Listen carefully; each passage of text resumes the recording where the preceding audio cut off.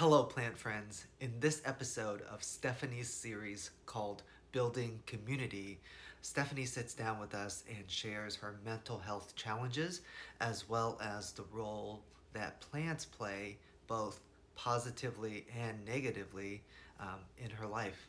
How did you get into to plants? I'm a biologist, so by trade I'm already really into science and nature, and so I love all things nature and animal oriented. I've always had houseplants, but like pretty simple stuff, Monstera, Dracaena, things like that.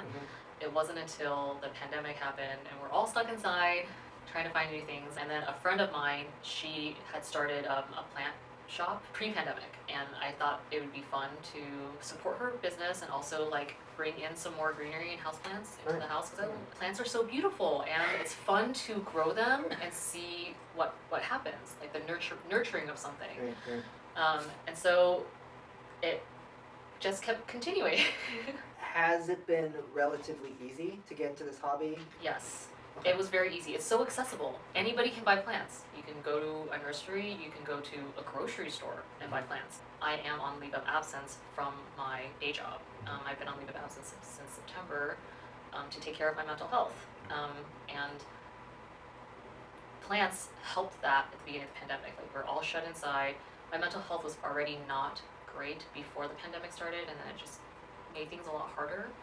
And collecting plants also was helpful for that. Like, it brings you joy, you have something to do and nurture, and then connecting with people on the internet. What is it about the plants? Is it more calming, like looking at it? Is it the process of planting and soil and stuff that for you brings that calmness or joy and mental health aspect? Yeah, I actually hadn't thought of it that in depth now until you asked. For a while in the beginning of the pandemic, like, they were saying, like, we can't go out, shelter in place, even though it's really safe to go outside. Nature is grounding, like, the greenery around us, it's really calming to have greenery. I also think, especially when it comes to rare plants, and why I started collecting more of that, is because a lot of them are really aesthetically pleasing. Like, I like the colors. Variegated plants are really pretty and really unique, and understandably that's why they're high in demand, because a lot of people feel that way about variegated plants. And I really like seeing them continue to grow. And then with variegated plants, every new leaf is going to be different, so I'm really excited to see what the next leaf is going to look like. The part that's hard is the challenge of learning what plant, and even down to the species, like what specific care there is. In the beginning, when I didn't have that many plants, I could spend a lot of time trying to figure out the care needs of a very specific plant. And now that I have 350 plants, it's a lot more difficult, and there's a lot of death. Right. Yeah, things just die. Yeah, I'm looking around at your place. There are lots of big plants. There are lots of plants with either like similar structures or similar leaf textures. A lot of the velvet leaf plants. It really shows that you're gravitating towards certain plant types or groups or aesthetics. I can't even pinpoint exactly what it is. Just some plants really speak to me, and probably with having high anxiety, which tends to mean hoarding tendencies, like not wanting to be like to let go of things, or wanting to feel like you have plentiful things. I have multiples of plants, either for multiple reasons, because I like that plant a lot, it speaks to me, and for like insurance, like if one of them dies, I have backup. A lot of times, if it's one of my favorite plants, I have 3 of them, and one of those reasons is because it's really hard for me to cut my plants. Right. And if I have multiple, it's actually a little bit easier that I can share with other people, because there's just more of it. And I don't have to worry that if I only had one plant and I cut it and something happens and it dies, I know I can always go and purchase another one of these. Right. But I do get attached to my specific plant, especially the variegated ones, since they're so unique. I imagine that there is on one end of the spectrum, there's a very calming, natural element to plants. On the other end, there is a stressful, in terms of care, in terms of effort, in terms of financial resources that comes into plants. What do you? Yeah, there's a lot of pros and cons. Like, I love the plants themselves and the care. which is why I think it's good for the mental health to be able to focus on something, and it's healthy. This is not drugs, you know. You know how people say that all the time, like it could be drugs, Right. but it's not. And but then some of the downsides to mental health that I've noticed is the addictive need to continually buy and increase your collection without thinking about how much do you want the plant. It's this like impulse to just, you know, with purges, I think there is the danger of impulse buys from that. And then another aspect of that's difficult is pest management. I would say the very first time I got pests last summer, I wanted to give up.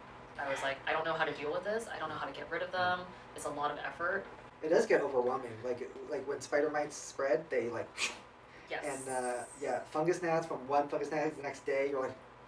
Well, yeah. Have you sucked any into your nostril or mouth yet? Because I've noticed like one or two. That's all. Yeah, there's plenty more. Anytime I find a pest, it's really discouraging. Yes. Yeah. Like I'm like, why am I doing this? Why am I collecting? Like this could just kill the plant. It's so much money.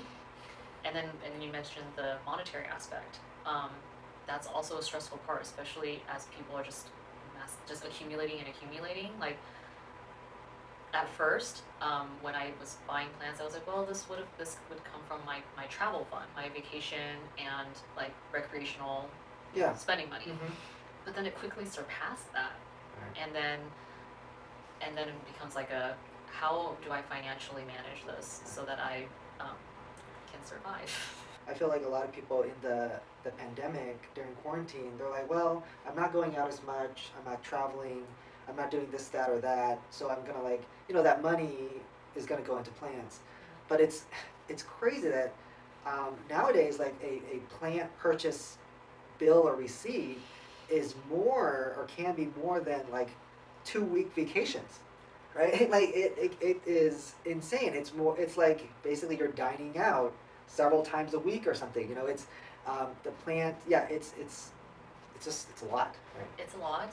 I don't know people's financial situations personally, so like there's no judgment there. Mm-hmm. People can do what they want, even if you don't really have the means. It doesn't mean you shouldn't have plants if they bring you joy. You know, and that was one of the things that I'm finding balance with, is that they bring me joy, but I need to find a balance of like not overspending like out of my means, and then not bringing on so many plants that like I can't care for them anymore. At this point in my hobby, which is about 1 year of collecting rares, I'm pretty much plateaued as far as like trying to continually bring on more plants. Mm-hmm. So you've mentioned that now you're sort of on like a work hiatus. Mm-hmm. What do you think about, are you going to have time for this, or have you thought about what your time investment or time is going to change once you do get back to work? Yeah, I think about that all the time, especially because pre-September, before I went on leave on absence, I'd only been collecting for like 3 months at that point, and it was a very manageable amount. I think it was anywhere between 50 to 75 at that point. And then once I went on leave of absence from work, it exponentially increased because I was at home. Yeah. This was sort of my mental health escape of buying plants.